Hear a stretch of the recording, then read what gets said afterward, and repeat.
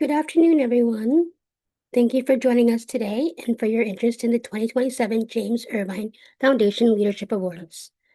My name is Cindy Downing, and I'm a program officer at the Irvine Foundation, where I oversee the awards program.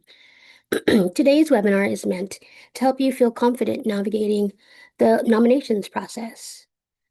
Today, we'll walk you through an overview of the awards program, the nomination process and timeline, the selection criteria, and a few practical tips for nominating a leader. We'll save the last 20 minutes for your questions. You can submit questions at any time using the Q&A tool at the bottom of the Zoom screen, and we'll either address them as we go or save them for the end.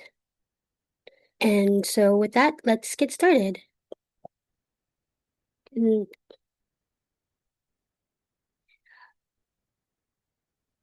So to begin, I'd like to briefly share some background about the James Irvine Foundation. We're a private foundation that has worked to expand opportunities for the people of California since 1937. Today, our grant making is focused on building a California where all low-income workers have the power to advance economically with a commitment to racial equity in our investments. We do this through our four main grant making initiatives: better careers, fair work, priority communities, and just prosperity. In 2025 alone, Irvine approved over 160 million in grants to 196 organizations across the state. I'm proud of Irvine's long-standing commitment to fairness and opportunity for all California workers, and I'm especially delighted that the Leadership Awards program continues to thrive. The program plays an important role in lifting up leaders and innovative approaches across issue area, populations, sectors, and regions.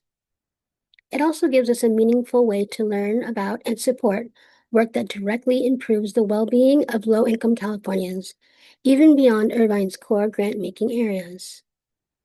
So next slide, please.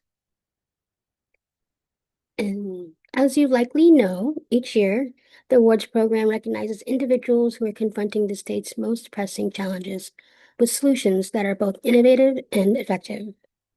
Through the awards, Irvine spotlights these leaders, supports the scaling and replication of their models, helps to share their approaches with policymakers and peers, and provides each of the organizations with a $350,000 grant and additional resources to support each leader's work.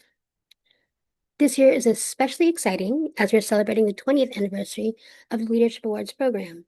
Since 2006, Irvine has recognized 138 diverse and inspiring California leaders.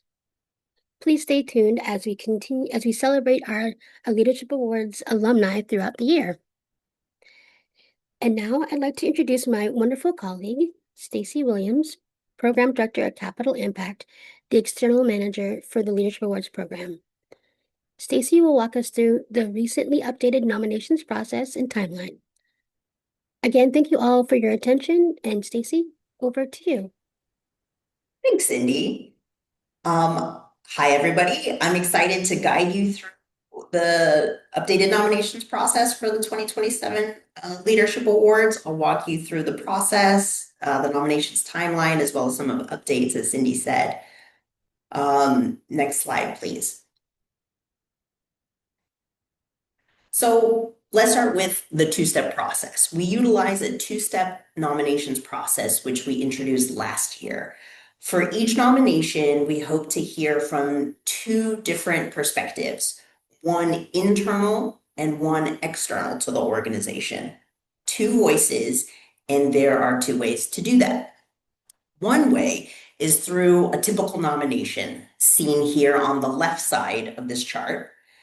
This nomination would come from someone outside the nominated organization. In step one, nominators will submit a straightforward form with basic information about the nominee and two short paragraph questions about the nominee's impact. The nominee is then notified of their nomination and invited to move forward. If the nominee accepts, in step two, they provide more detailed information about their work. Another way to nominate is through an internal nomination, seen here on the right side of this chart. This is for staff members nominating someone at their own organization or leaders nominating themselves. To capture an outside voice in this context, you will provide a reference or validator, someone who is familiar enough with the nominee and their work. Just like for the other nomination, the nominee and their organization will provide detailed information about their work in step 2. Staff are encouraged to support leaders in preparing this portion. Step 2 does not need to be completed or submitted by the nominee themselves.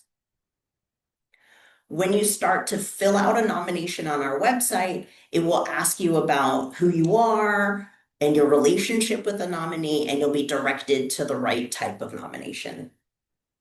Next slide, please. So let's talk about how you'll submit your nomination. The official nomination form is now live on the Leadership Awards website. Nominators are asked to provide basic details about the nominee, such as their name, their role, their organization, and how they know the leader they're nominating. Nominators will also be asked to answer 2 brief reflection questions. 1, what makes this leader's work essential to California's future? And 2, how does this leader create meaningful, positive change? Now, my colleague Sarah will go over tips for how to submit a compelling nomination in a few minutes. I'll mention briefly how an internal nomination works in our systems. When you start a nomination, it will ask you who you're nominating and how you're affiliated with the nominated organization. If the nominator indicates they're nominating themselves or someone at their own organization, they'll be directed to start an internal nomination in a platform called Submittable. The Submittable platform will ask you to create a login, will ask you to log in or create an account. So for those of you that have participated in the past, you may have an existing account in Submittable that you can use again. Please note that whoever creates the Submittable account will be the one to receive reminder emails from Submittable and invited to submit the form in step 2. This can be the leader or staff, whatever works best for you, and then they can collaborate with others in preparing that narrative form in step 2. In step 1, you'll be asked to provide the nominee's name, organization, contact information. Internal nominations will also need to provide the name and contact information of 2 validators. 1 primary and a secondary in case the primary validator isn't able to participate. We strongly encourage that you confirm your validator's willingness to participate before you submit the form. Next slide, please.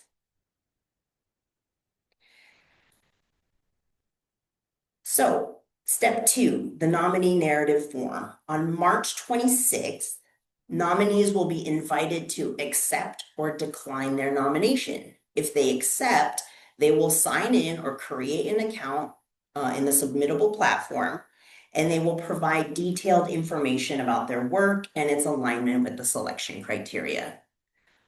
For those who were involved in developing a nomination last year, this part of the process will look very familiar because the questions are essentially the same.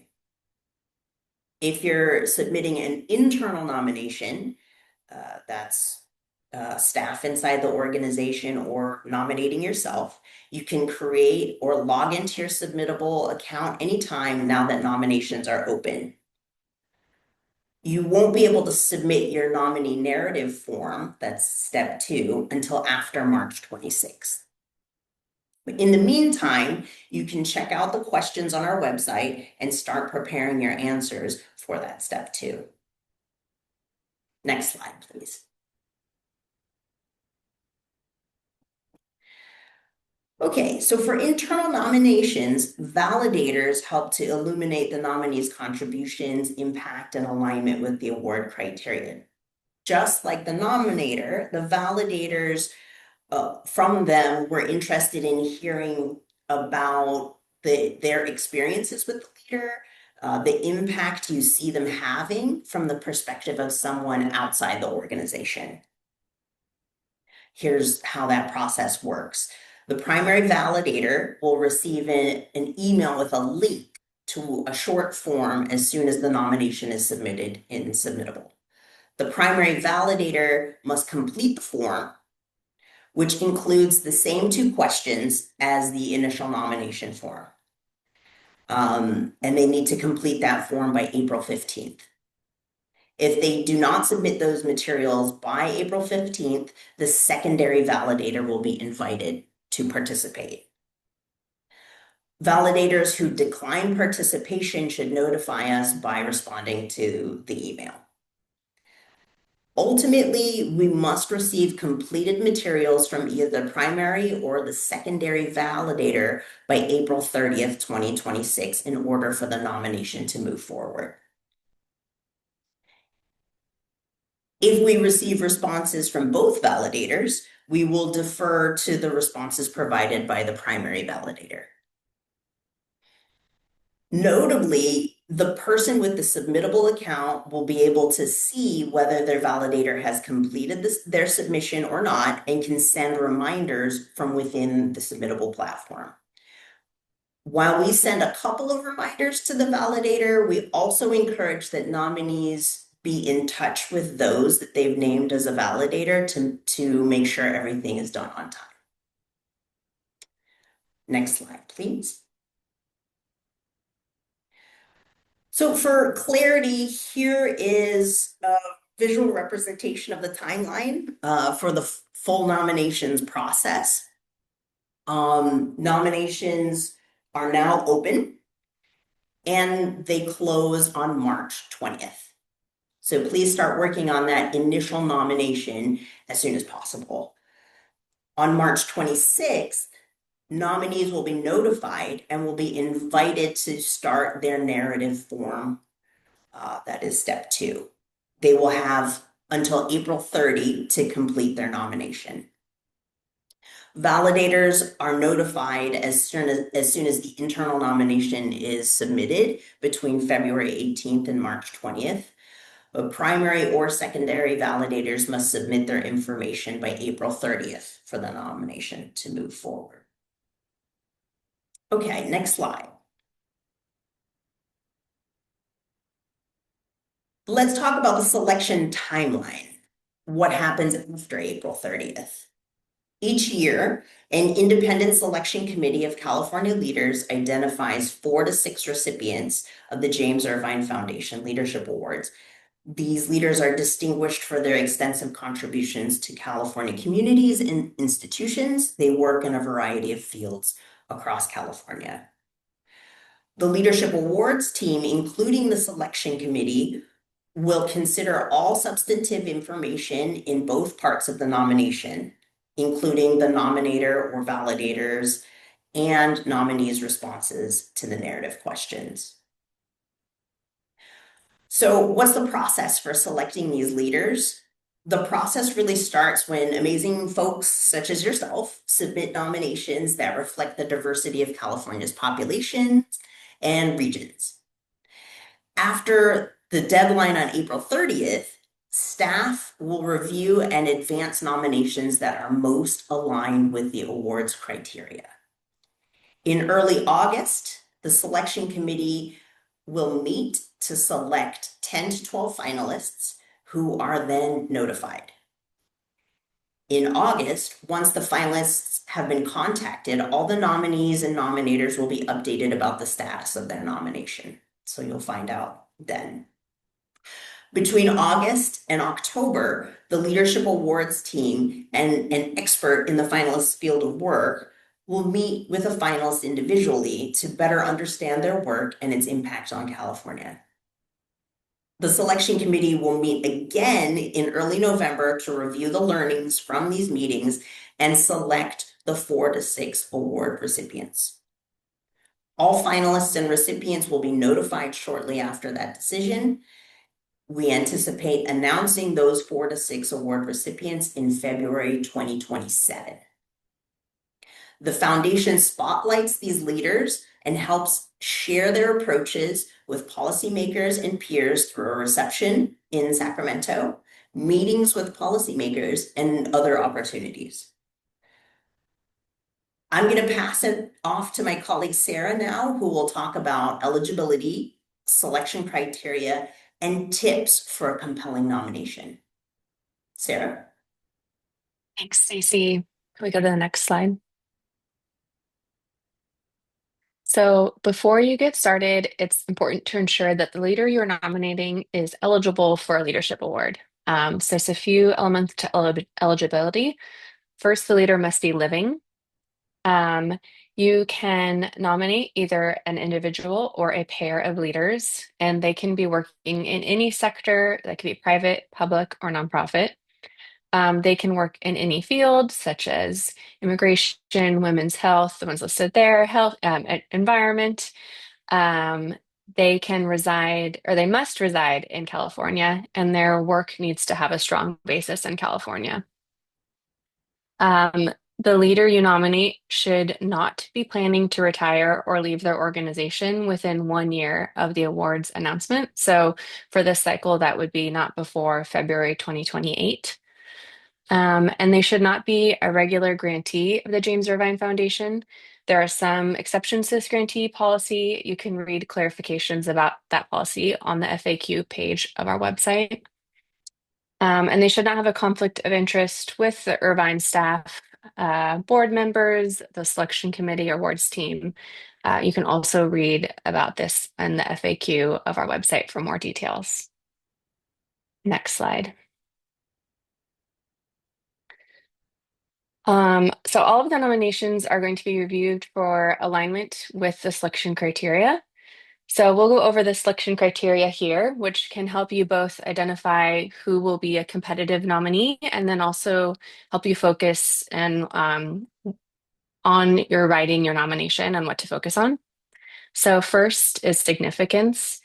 The significance addresses how the leader's issue is critical to California and likely to affect the quality of life for a substantial number of Californians.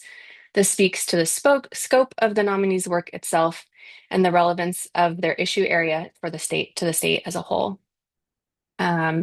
Innovation as the leader's work represents either a new approach or one that is not widely known or practiced, or maybe it's applying a proven approach in a new way or a new context. Effectiveness is that the leader has been highly effective in achieving positive change. There is a measurable record of accomplishment. As a nominator, you might not have all of the nominees' data readily available that would show effectiveness, and that's okay. You maybe have some qualitative evidence you can speak to, stories of their impact, and we love to hear that from nominators. And remember that the nominee will have step 2, that they'll be able to share more of that data from their internal record keeping, that they can expand on their effectiveness with their own records. Inclusiveness, the leader builds bridges among people who bring back diverse experiences to their work and create opportunities that represent a wide range of backgrounds and experiences. Timing, the project is at a stage conducive to replication, or there exists urgency for the nominee to expand their work. And then finally, leadership capacity. The leader is well positioned to take the next step to advance change. So with those selection criteria in mind, let's go back over to those questions that Stacey introduced and think about them from the perspective of a nominator and some tips for nominating. So as Stacey shared earlier, the first question we'll be asking of both the nominators, if you're just doing a traditional of a nominating someone outside your organization, or if you're nominating someone within your organization, what your validator will be asked is, what makes this leader's work essential to California's future? So if you're answering this question, we encourage you to think about, from your perspective, describe how the leader's work is timely and important for their community and for California as a whole. Consider sharing examples that illustrate the importance of their work to their field, the urgency or the scale of the issues they address, or the reach of the reach of their impact. And then the second question is, how does this leader create meaningful, positive change? So for this one, we're asking, based on your experience, to describe how the leader builds trust, brings people together, works across differences, or inspires others to take action. You could include stories or moments that illustrate their leadership and show their evidence of their impact in these areas. So that in mind, tips for nominators. We really encourage you to speak from your perspective and your experience with their nominee. The nominator and the validator has the opportunity to share the perspective of someone from outside the organization. That's what we're looking for from this person. So maybe you've seen firsthand how the leader's work has changed a life, or maybe you've been in a community meeting where the leader has built bridges and you've watched that happen. And we'd love to hear you share that story and share that perspective. Similarly, share specific examples. Rather than just listing qualities and describing the leader as innovative or impactful, we encourage you to elaborate on that and describe those qualities in action. Tell us stories and moments that just that elaborate on what you've seen. Some nominators may know the policy field really well and can describe how the nominee's approach is different from others that you've seen. Other nominators maybe can describe how they've personally been affected by the nominator's work or the nominee's work if they are a recipient of or have benefited from the nominee's work, and they can speak to that. And then again, remember that the nominee will elaborate more about their program details, their impact, their future plans. So we definitely don't expect nominators to capture all of those selection criteria in what they are writing. And final tip, there we have a really robust FAQ page on the website, so definitely check that out as you're preparing your nomination. There's lots of information of including what we've gone over today, the process, the timeline, eligibility, and all of those things. So we now will be opening it up for Q&A. Melissa, our colleague Melissa is on the call. Stacy and I are all available to take your questions if you would like to drop them into the question and answer.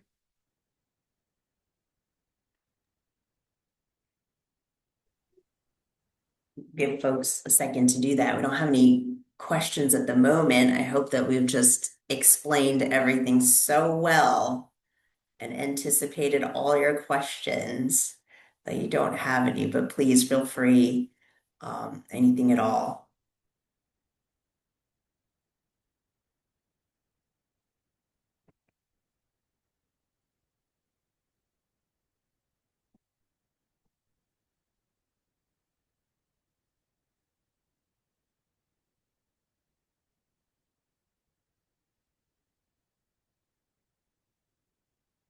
Okay, great. So we have a question that popped up, a technical question about this kind of systems on the submittable platform. Nominee number 1 email doesn't appear. It says your name and your email are already associated with the submittable account, though nominee number 2 does appear for a pair nomination. I'm trying to nominate a pair of leaders and created the submittable account under my name and email. Is there an email that I should contact for help? Let me see if I'm. We will make that change. That field needs to be added. Thank you. In fact, can we advance to the next slide? If you do have things that kind of pop up like that, you can always contact us at hello@irvineawards.org. We're very responsive. We'll get back to you as soon as possible. But typically we're pretty quick to answer. So thank you for that. Noted now, and we will make that change on the back end. Thanks for bringing that up.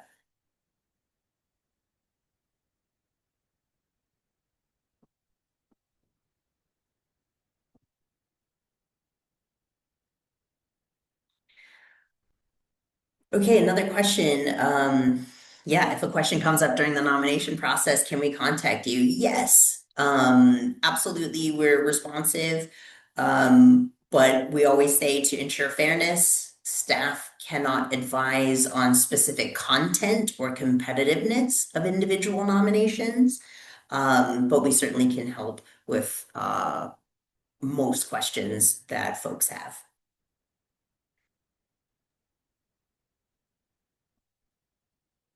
We've gotten questions before about editing as you are writing your nomination. Um, and on the nominate, when you're nominating someone on our website, that form cannot be saved as a draft and returned to. So that's another tip, as if you'd like to work on that offline, you could copy those questions into a Word doc and you could edit them, work on them there, and then you can save that and return to it. And then when you're ready to submit, copy and paste those onto the website form.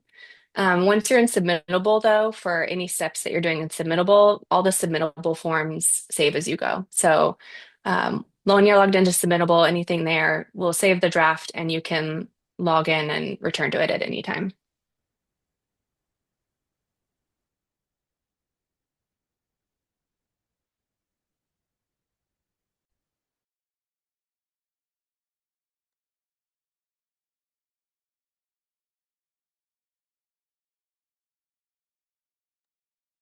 Great, good questions. Any more questions?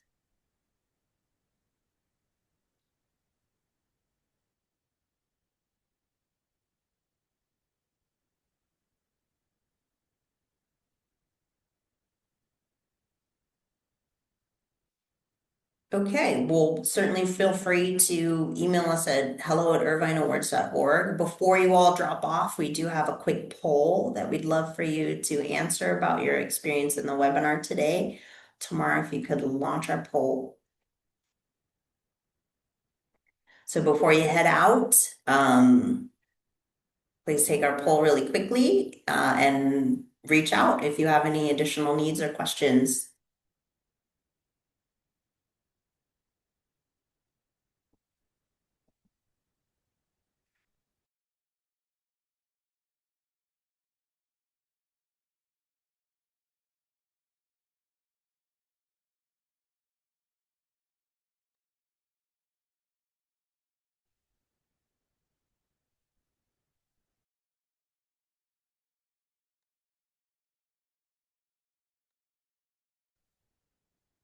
On behalf of the James Irvine Foundation and the Leadership Awards team, I want to thank you again for participating in today's webinar. And again, reiterate that we welcome your questions that might come up in this afternoon, tomorrow, the middle of the night, but hopefully before March 20th, which is the deadline for our nominations.